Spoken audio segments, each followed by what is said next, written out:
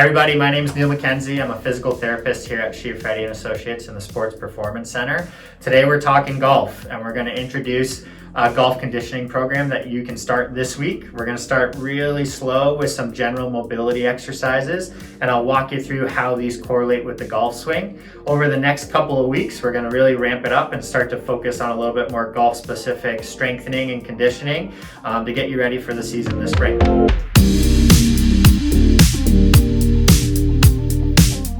So the first exercise that we're going to do is a side-lying thoracic rotation exercise. When we think about the golf swing, we need to be able to rotate through our mid-back, both into our backswing and into the follow-through. So this exercise is really targeted on improving that rotation and improving our power. So we're going to start off on our side, and we're going to have our knees stacked. Arms are going to be straight out in front of us.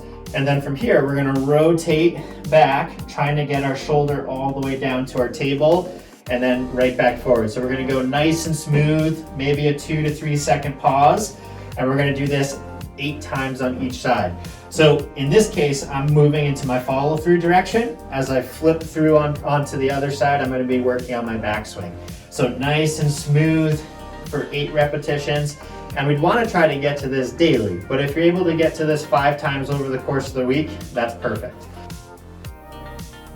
The next 2 exercises are going to be focused on rotation of your hips. So when we think about the golf swing, if we get into our setup position, as we go back into our backswing, our rear hip moves into relative internal rotation, where our front hip is in relative external rotation. And as we come through our swing and into our follow through, those switch. So what we're going to do is one exercise that looks at improving our internal rotation, and the other is going to look at stretching out, improving our external rotation. Again, all about improving our mobility and subsequently improving our power and ability to strike the ball. So the first stretch that we're going to do is for internal rotators, and we're going to start out on our back.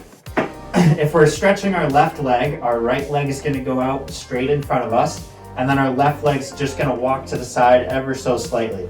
From here, we're going to rotate that knee in, and we should feel a little stretch on the outside of the hip. Just like with the exercise before, we're not going to hold it for an extended period of time, and it's more like a little wave. So we're going to go in, hold for about 2 seconds, and get out of that position, and we're going to do 8 repetitions here as well. This is something where if you can get to it daily, it's great, but if you're getting to about 5 days a week, that's pretty perfect.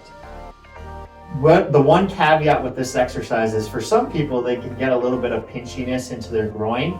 So what you can try to do is, as opposed to having your knee bent up quite as much, bring that knee out a little bit farther, and sometimes that gives a little bit more clearance, and you should be able to get a stretch more on the outside of your hip.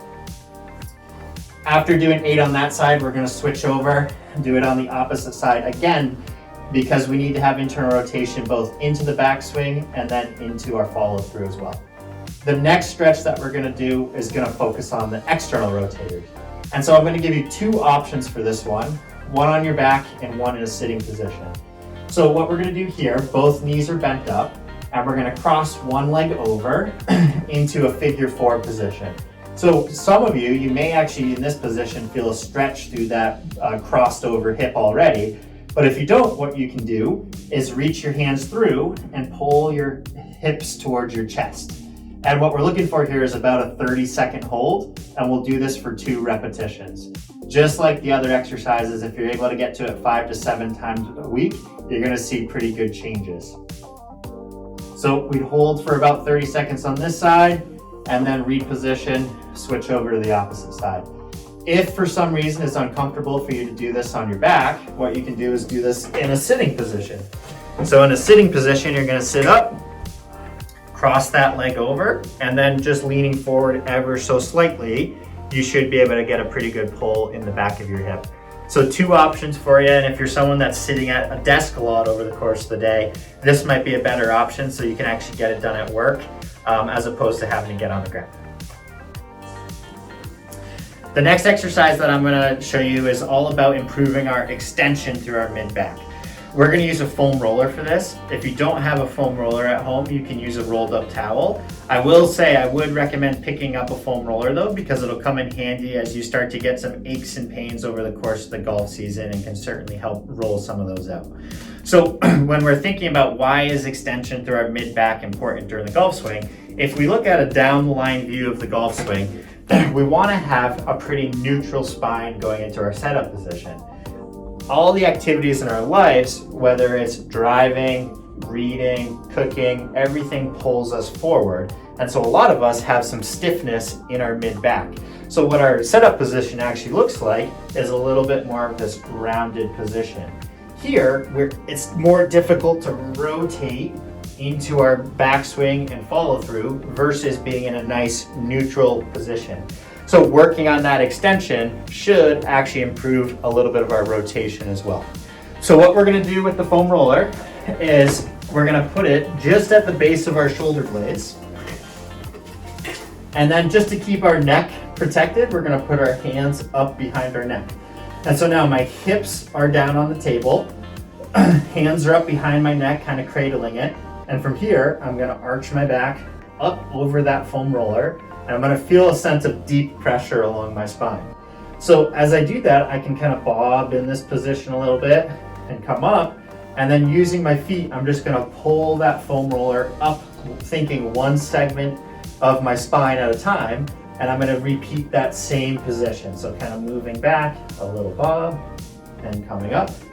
Heels dig in, pull me down a little bit farther, and arching my back up and over.